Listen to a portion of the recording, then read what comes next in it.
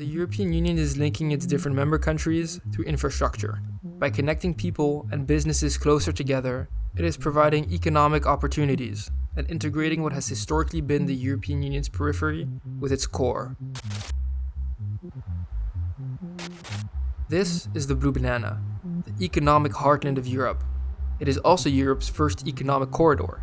An economic corridor is a population center, where thanks to rivers, roads, or rail, people can easily trade with each other. This trade makes for a larger economy and a richer region overall.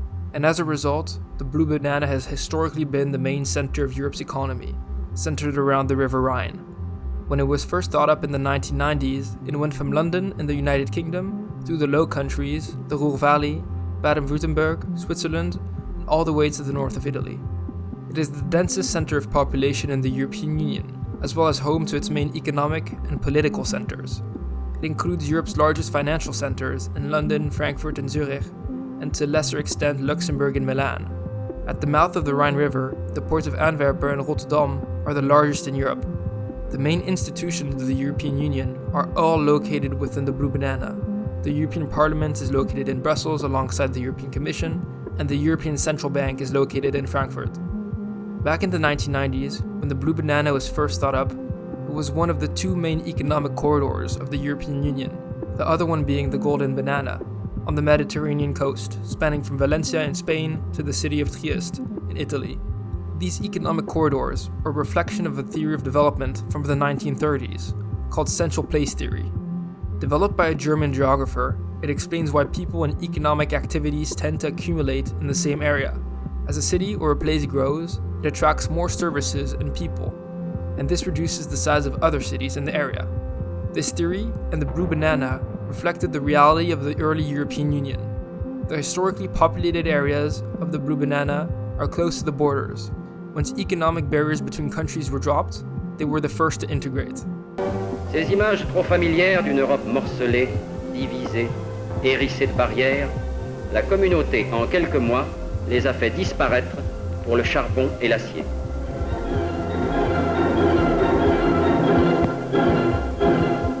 L'établissement d'un passeport européen symbolise cette nouvelle Europe sans frontières. Yet many changes have happened since the Blue Banana was thought up. The expansion of the European Union has shifted its center of gravity to the east.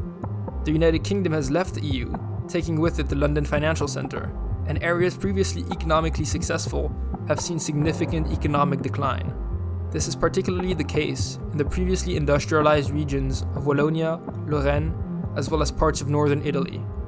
Even when it was released, the Blue Banana was somewhat outdated. The European Union's expansion and economic development have changed the way the continent works. The high rent prices in most of the Blue Banana had led to growth extending outwards from the Arc, towards modernizing entrepreneurial cities. The idea of a central place was progressively replaced by a multi-centric approach. The economic development of the early European Union, which happened in one place, has been replaced by a model in which several areas are developing at the same time. At the heart of these economic developments is the Trans-European Transport Program. Announced in 2013, it is a €500 billion program which aims to connect Europe even further, particularly at the border regions. The European Union has identified 9 different economic corridors where it aims to improve infrastructure and connect people. Along those corridors, it is expanding European ports, connecting airports to cities, building roads, and updating train infrastructure. The Blue Banana corresponds roughly to the Rhine-Alpine and the North Sea Mediterranean corridor. The EU is currently coordinating infrastructure giga-projects there. In 2015, Switzerland unveiled the €11 billion Gotthard Base Tunnel, the deepest in the world. It cut train journeys by almost an hour in Switzerland once it was completed. In Amsterdam, the European Union is helping to finance a new sea lock, which is set to double the size of ships that can access the port. And the €14 billion Lyon-Turin high-speed rail line is another example of the infrastructure needed to connect economic corridors. Financed by the EU and the Italian and French governments, it will build the longest tunnel in the world. On the Blue Banana, these projects serve as a model of integration for the rest of Europe, where similar large-scale infrastructure projects are being developed. The former Eastern Bloc countries are set to see the greatest improvements in terms of infrastructure. This will lead to better access to the rest of the European economy.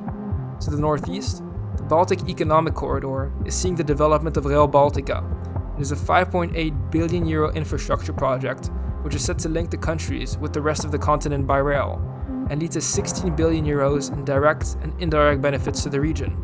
Poland is receiving €700 million to upgrade its train lines and join them with the European Union to make transport more efficient and reduce costs, and the port of Constanta in Romania is planning a €500 million expansion at the end of the Danube corridor.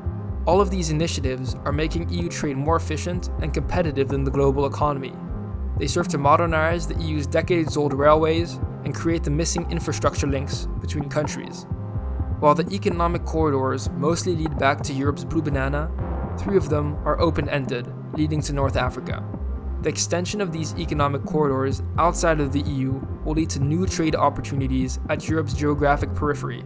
Greece, Spain, and southern Italy set to benefit from being the entry points from the African continent. While they currently see migration flows coming from Africa, the same routes could soon develop into trade flows as Africa continues its economic development. And the development of economic corridors connecting the Maghreb with the rest of the continent will extend Europe's influence on the African economy.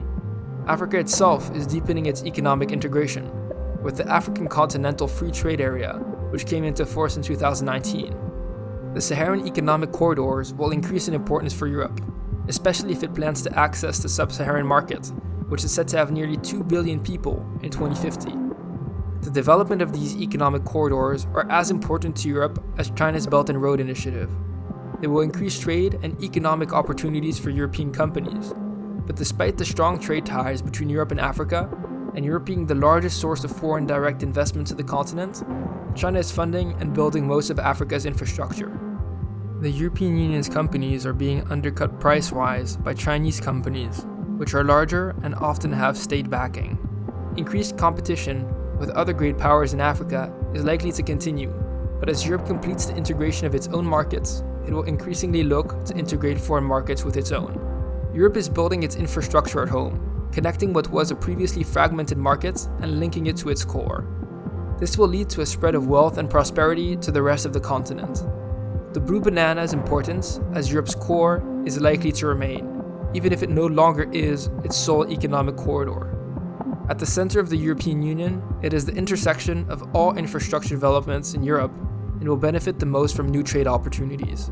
At the same time, the European periphery will enjoy further economic opportunities as international trade networks deepen its connection to Africa and to the rest of the world.